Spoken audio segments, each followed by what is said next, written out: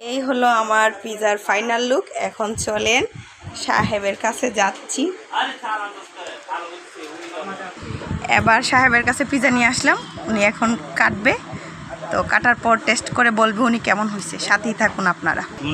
তো first time আমার ভাই স্পেশাল মেহমান, সে হয়েছে আমার ছোট ভাই, ঢাকা থেকে আসছে, ওর জন্য স্পেশালি আমার পিজাটা বানানো।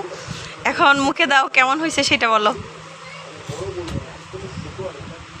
ঢাকা থেকে আসছি, আমার আপু পিজা বানাইছে, এই জন্য আমি পিজা অনেক পছন্দ করি, তাই আমার আপু পিজা আমার জন্য বানাইছে। ঠিক আছে, তো টেস্ট করেন। ঠিক আছে, খুব মজা হয়েছে।